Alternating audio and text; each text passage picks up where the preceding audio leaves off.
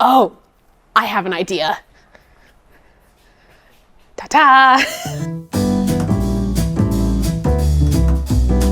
Like most coffee and tea people, I very much like mugs. I have a pretty big collection, some might argue too many, but I do love each and every one like my own children.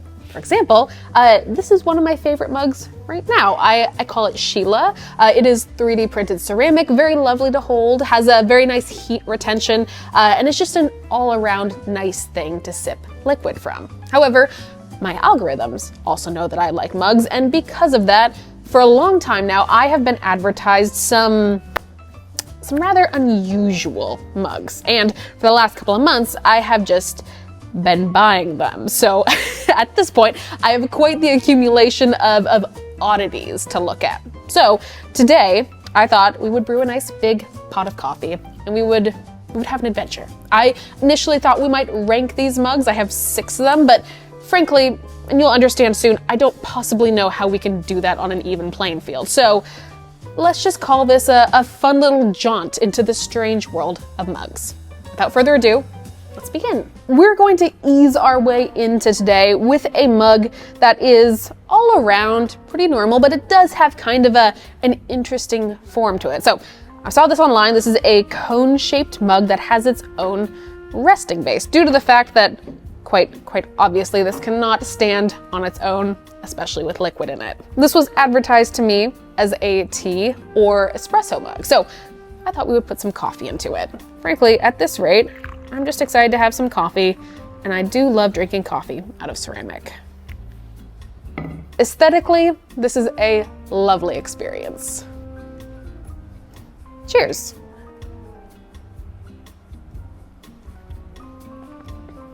A lovely drinking experience.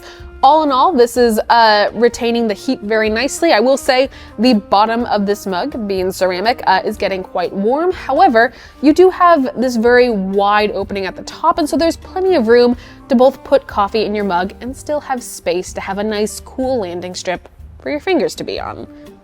Set this back down and we're pretty stable. I think the only kind of downside of this mug is you really don't have the opportunity to wander much with it unless you take your base with you. Be it without the base, you were kind of stuck holding this mug. There's not much opportunity for you to put it down, to let it rest. I mean, okay, that works, but that feels very unstable. All in all, this is a mug I would definitely use on a regular basis. And frankly, I'm very glad that I own it. This was the least weird out of all the ones. So while I feel very good right now, we're about to get into kind of an interesting territory. Now, this next one is truly going to be the first in multiple shows of strength that I will have to perform today. This is a pinch mug. It is, you'll notice on the back, it has kind of an unusual shape where it doesn't have a handle. Instead, it kind of has this rock-like surface, emulating something that a rock climber, I imagine, would use to grip. Now, already by the language I am using, you probably know that I do not engage in any rock climbing. I went bouldering once, about 7 years ago, and could not move my arms for about a week afterwards. So this makes for kind of an interesting challenge. Now I will say it's kind of shaped to fit an arrangement of your fingers. You have this little notch here where your thumb kind of naturally wants to go, and you have this like sloped surface here that, you know, kind of feels like that's where the remainder of your fingers should be. But when I was doing this, I noticed something that is kind of unfortunate about this mug. I am right-handed. This works very well for me. This is the hand I would pick up a mug with anyways. However, if you are left-handed, because this is not symmetrical, there's like, I mean, I guess you kind of can still lift it up, but you don't really have a good point to use your pinky finger on, and this is definitely much more difficult than if I was using my right hand. I looked like I was struggling a little bit there. I definitely was. We don't even have coffee added to this, so let's give this a go.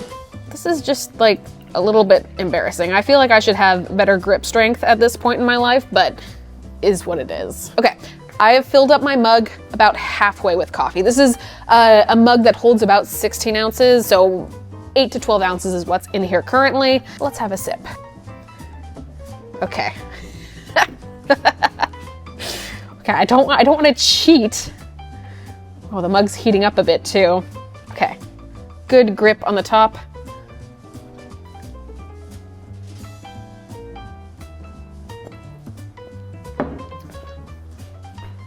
Okay, that was a very, very stressful sip of coffee. This was quite a bit of physical coordination to balance this against my lip as the liquid moved from being in the bottom of the cup to the front of the cup.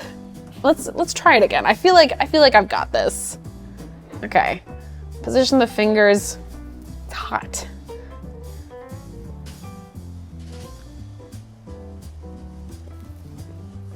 Okay, maybe more of a sideways approach on this. Now, one thing I'm running into here is that this ceramic is heating up very quickly.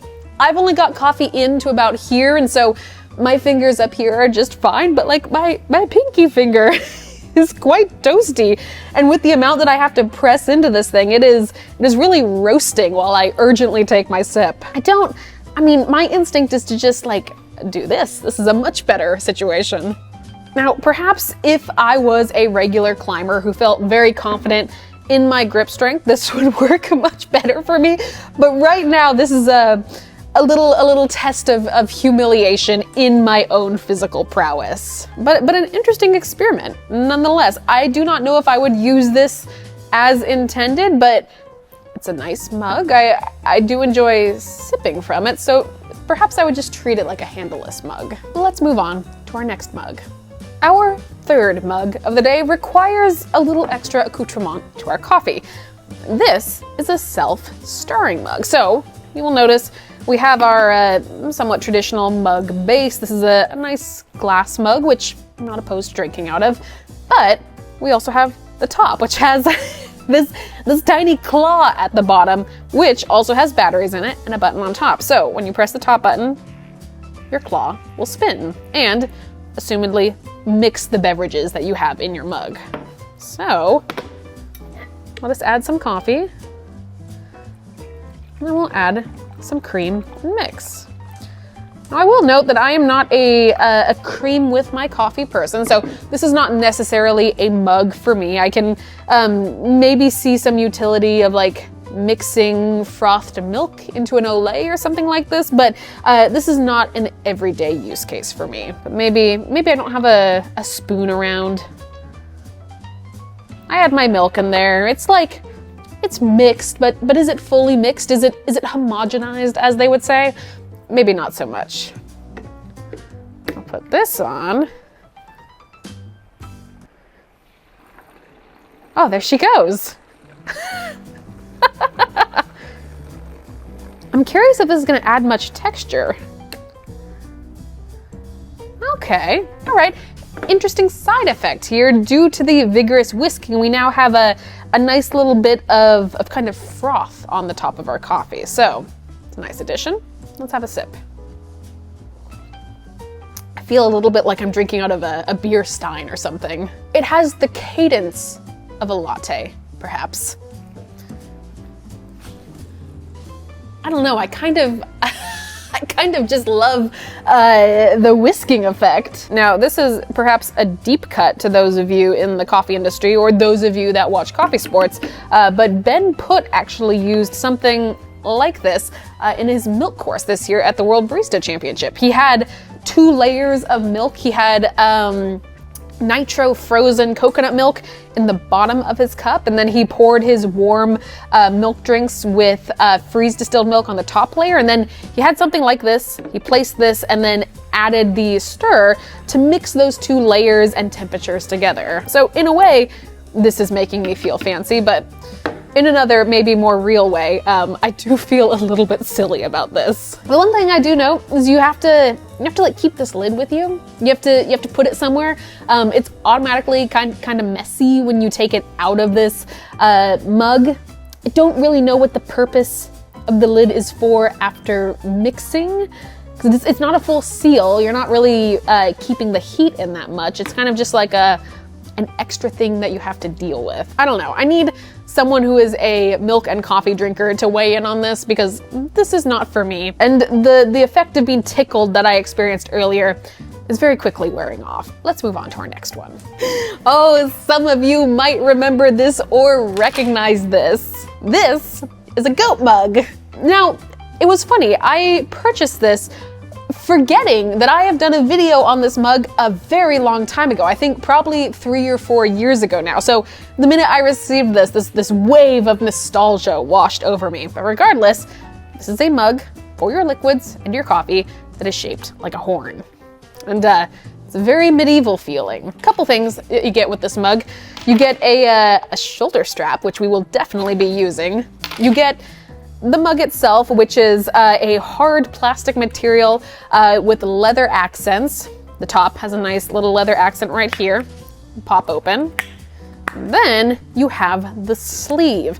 The sleeve is very important because like the conical mug that we looked at earlier, this is not a mug that easily stands on its own. However, we have a solution. You take the sleeve off, you turn it upside down, and then you can set your mug just like that. It looks very silly, but it does technically work. So let's load up our mug with some coffee. If you are curious, there aren't really any bells and whistles on this. This is a nice plastic tube to put your liquid in.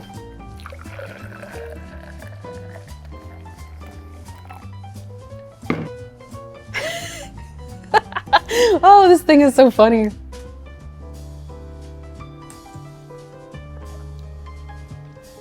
And that feels pretty normal, but where I think you really get kind of the fun effect of this mug is if you truly wear it. So let's put on our mug. Now, as far as travel mugs go, certainly plastic is not usually my preference, but it is what it is here. We are here for the gimmick. We are doing our best, and we're having a good time.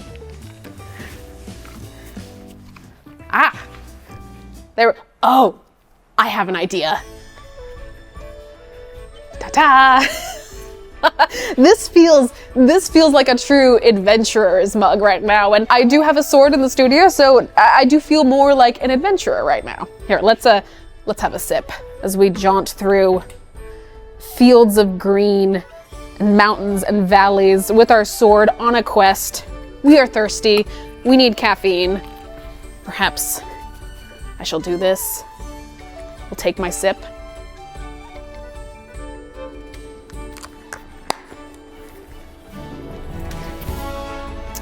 And then we continue. No, but in all reality, this is a very silly product. It is not of what I would call very high quality. It is very gimmick first, but the gimmick is kind of charming. If you are a cosplayer, this is probably the mug for you. I myself am a frequent Ren Fair goer, as is probably evident by the sword I have in my filming studio. So something like this will make its way back to me in spring or summer when Ren Fair season rolls around. As it stands though, this will probably not be my daily driver. Now, moving on to mug number 5. We're just whipping through all of these at the speed of light. It's going very well. Now, you may not think that there is anything too exceptional about this mug. It has a very classic travel thermos shape, but what's fun about it?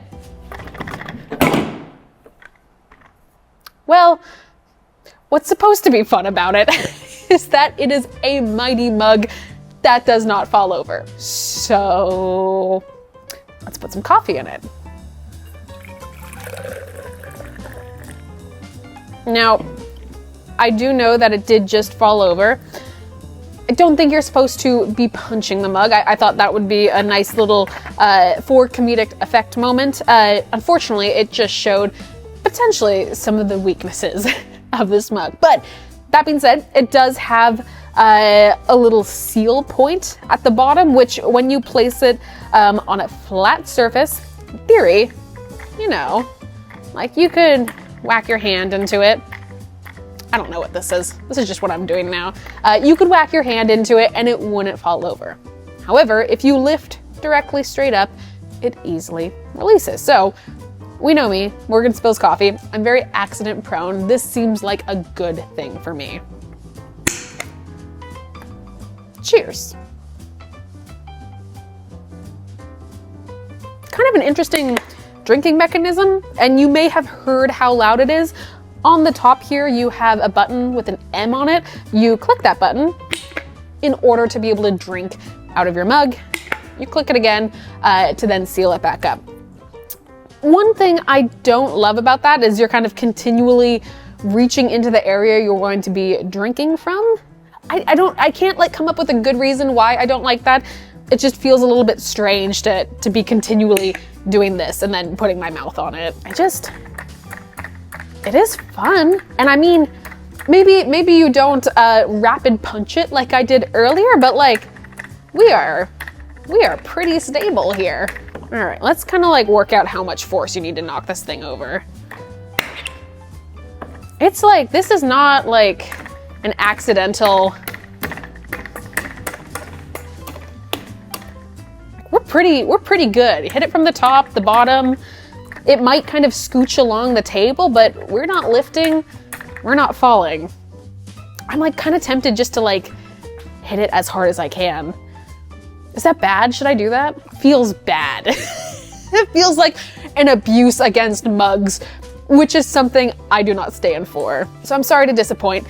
Perhaps today we do not punch it as hard as possible. You can let me know in the comments if you'd like me to do that. That will have to be a separate video when we have cushioning and a nice landing spot for it. Now, we have one more mug to go, and it is truly exceptional. So, without further ado, let me go get our last mug.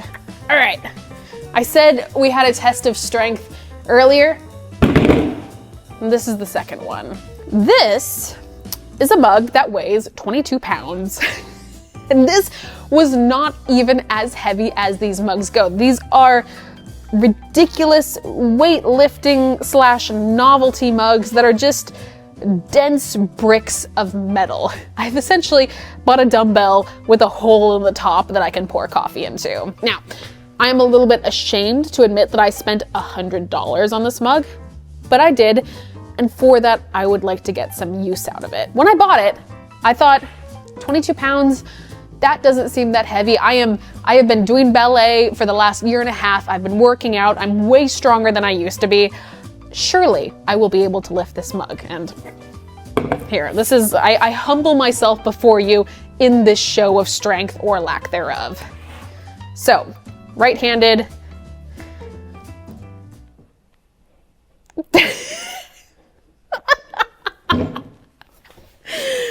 Okay, again.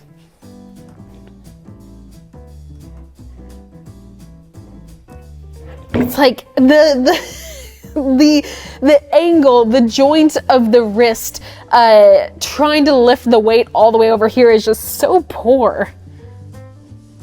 Okay, we're off. All right, let's go two-handed. Oh, even two-handed. This is a miserable operation. Now, as it comes to the actual mug functionality, when I purchased this, I kind of thought it would be all mug. I thought this would be like a nice 32 ouncer. However, you will notice on the top here that our mug space only goes about a third down the way of our mug. And I guess that makes sense. This is just a giant cylinder of solid metal. So unless this was made out of tungsten, perhaps it could not be all mug, but that was a little bit disappointing. Regardless, let's pour some coffee into it. Now, talk about a heat sink. This is a way to cool down your coffee very quickly. Okay. Let's have some coffee. I'm not going to, guys, I physically cannot lift this with one hand. We will have to two-hand this. Even, I'm telling you, guys, I'm getting stronger. Like if this was like a challenge to lift a mug of this weight with my legs, I would be all over that. But my upper body is weak and peasantly. All right, let's have a sip. Oh, something that's very strange experience-wise. The lip of this cup is not rounded. It's triangular in the way it's shaped. Very strange to drink from the ledge of a metal triangle, for sure. so truly a workout. This is one way to enjoy your coffee and get ripped at the same time. I just need to figure out how to add protein to this. You feel it in the back muscles quite a bit. Once more.